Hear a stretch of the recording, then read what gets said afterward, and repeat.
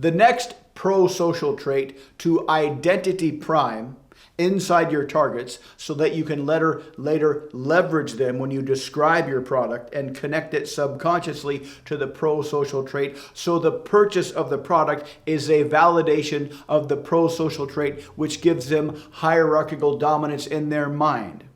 The first one is loyalty. We all believe we are loyal. Loyalty is a very widely recognized trait that makes people respected and admired by other people. So we all tend to believe that we are loyal. But at the same time, we also believe that other people are not as loyal as us, which has baked into the cake of this idea, the idea of hierarchical supremacy. So when you identity prime somebody, you say something like this: "Excuse me, but the way you just answered that question, the way you communicate, there's something about you. I'm not sure what it is, but it seems to me that you're a very loyal person. Am I imagining things, or is this just more or less correct?" And they will always say yes, because we all like to imagine that we're loyal. And then you can solidify this by asking the presuppositional questions with the double binds. When you're feeling that sense of loyalty, is it kind of a vague feeling or more of a rational, consciously understood idea inside your mind? And it doesn't matter which one they choose, either one will solidify the fact that they are a loyal person. Have you always been loyal, or is this something that you've developed later in life? Did you learn loyalty from parents or teachers, or is this something that you think maybe is innate in you? When you're loyal, are you loyal with everybody in the same way, or does it kind of depend on the person? Do you sometimes wish that other people were as loyal as you? And they'll almost always say yes, because that solidifies their hierarchical superiority. And once you ask a few of these questions, you've got them identity primed, and then you can leverage this trait that they have to your product or idea. The next one is an idea of fairness. We all like to believe we're fair, and very much like loyalty, we believe that we're fair, but nobody else is fair, or nobody else or very few other people are as fair as we are. So you can ask the same way. There's something about the way you answer your questions.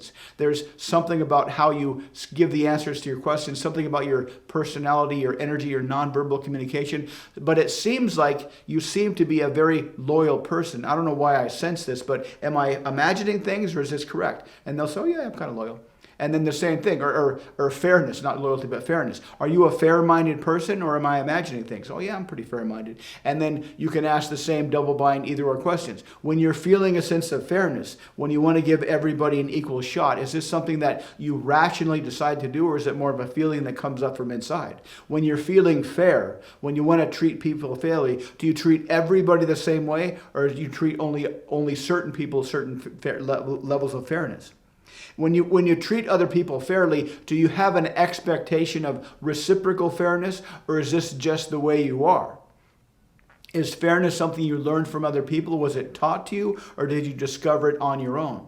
Do you wish other people were as fair as you? And ask a few of these questions, get them talking, ask whatever follow-up questions pop into your brain that keep the conversation flowing. The longer you talk around these either-or questions, the more creative answers they give, the more they will identify as somebody who is fair, and then you can later leverage this when you present your product. The last one is social intelligence. This is one that's not really compared to other people. Unlike loyalty or fairness, we don't think we're socially intelligent, but other people are not socially intelligent, at least not as much as fairness and loyalty. But you can elicit this the same way. And social intelligence is a very, very powerful trait to leverage when you describe your product or service. You seem to me that someone, the way you answer your questions, the way you think about things before you answer, the way you talk, I'm not sure what it is, but something about you makes it seem like you're a very, very socially intelligent person, like you really understand things in a way that other people might not be able to. Am I imagining things, or is this correct? And they'll say, "Oh, yeah, kind of." And then you can just ask the either-or presuppositional questions. When you notice your social intelligence, is this something that kind of you consciously understand, or is it more like a feeling? Did you develop this social intelligence over time, or have you always been such a socially intelligent person? Does your social intelligence sometimes get you into trouble in social situations, or does this more of a benefit?